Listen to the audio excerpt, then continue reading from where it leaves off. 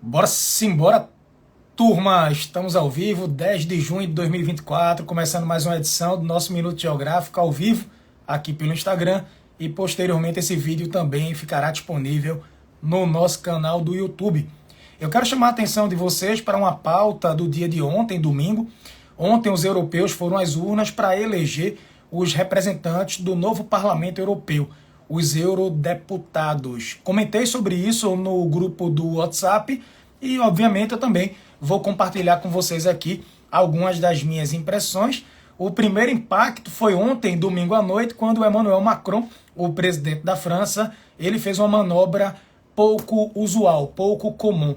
Ele decidiu dissolver o parlamento e ele convocou eleições agora para o dia 28 de junho, daqui a poucos dias, a menos de um mês, para o início dos Jogos Olímpicos de Verão, com sede em Paris.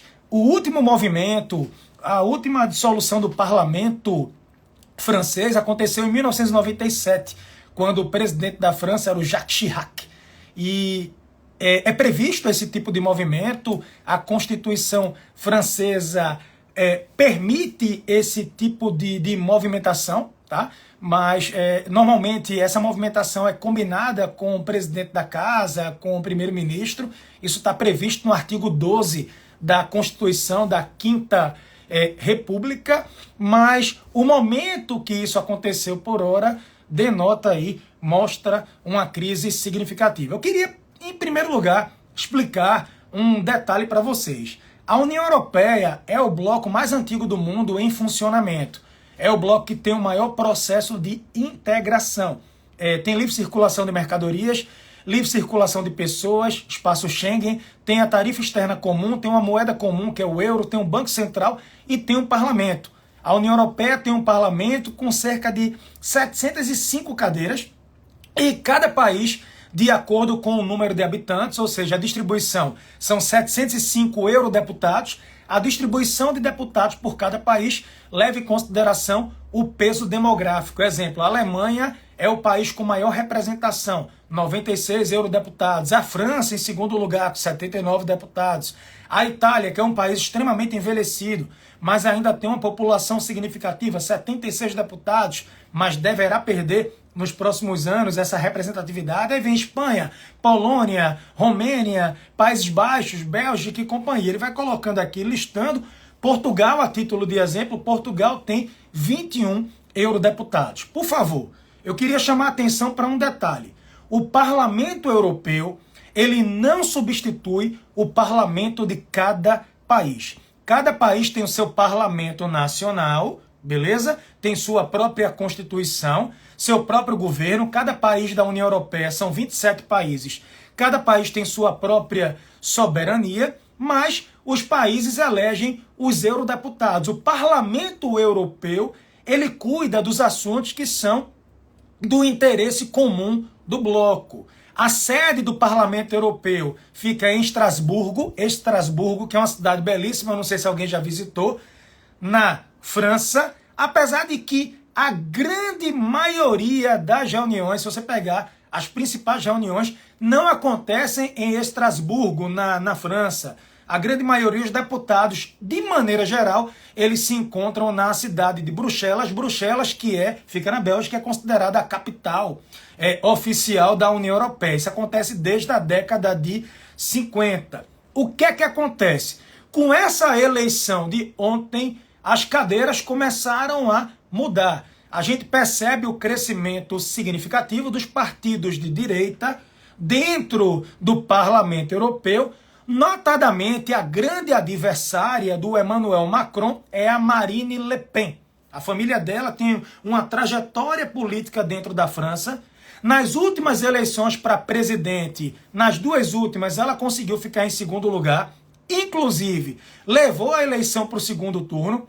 Eu lembro que há 21 anos, quando eu comecei a lecionar, quando eu comecei em sala de aula, Marine Le Pen, ela não tinha essa força política. Ela tinha 5, 6, 7% dos votos, o grupo político dela, e agora não, o grupo político dela cresceu a ponto de levar as eleições para presidente para o segundo turno, a ponto de conseguir derrotar Emmanuel Macron nas eleições para o Parlamento Europeu. O grupo de Macron, que representaria a França, o grupo de Marine Le Pen, se você colocar ali ponto a ponto, Le Pen saiu vitoriosa, Emmanuel Macron saiu derrotado, e ele disse, eu não sei ao certo qual é o interesse dele. Eu estava aqui tentando entender por que Emmanuel Macron, no domingo, decide dissolver o parlamento e eu vou convocar novas eleições. Ele deu uma declaração. Ele disse assim, eu não posso ficar parado, eu não posso ficar calado diante desse resultado. A ascensão de nacionalistas e demagogos é um perigo para a nossa nação e para a Europa. Depois deste dia, eu não posso continuar como se nada tivesse acontecido. Ele convoca as eleições e existe uma expectativa. Veja, ele a população pode repetir o resultado da eleição para o Parlamento Europeu e Emmanuel Macron perder a maioria na Casa Legislativa. Ele continua presidente pelos próximos 3 anos, mas ele pode perder o resquíciozinho de governabilidade. Talvez ele queira testar a força política dele, talvez ele queira dar alguma demonstração. Eu sei que é uma manobra arriscada, prevista pela Constituição, não há ilegalidade. Alguns alunos mandaram mensagem, você viu? Emmanuel Macron fechou o parlamento. Não há ilegalidade, isso é previsto pela Constituição da Quinta República Francesa, certo? Mas o resultado, o que é que vai acontecer, isso ainda não ficou muito claro, porque Marine Le Pen, o grupo dela, pode conseguir maioria na Casa Legislativa e esse final do governo Emmanuel Macron tornar-se o governo dele, ele perder a capacidade de decisão. Isso é muito forte, tá? Lembrando, julho tem Olimpíadas por lá, mas está tudo muito encaminhado. As Olimpíadas acontecem independente de quem esteja no poder, ainda mais na Casa Legislativa. Ele continua como presidente, tá certo, gente? Ele continua como presidente, mas há esse fato para a gente dialogar e trazer aqui para vocês. Sobre a Alemanha é a maior economia da União Europeia, é o país líder do bloco. A Alternativa para a Alemanha, que é um partido que é dito como um partido de extrema-direita, e inclusive foi oficialmente rotulado pelo próprio governo alemão, como suspeito de extremismo pelas autoridades do país, teve um crescimento, tá? O partido Alternativa para a Alemanha, pelos resultados agora, vai ser o segundo maior partido da Alemanha. O segundo maior partido da Alemanha. A Itália com Giorgia Meloni e companhia, é isso que a gente vai observar. A União Europeia é extremamente dividida, não é um bloco coeso. Na pandemia eles não conseguiram combinar sequer a questão da vacinação.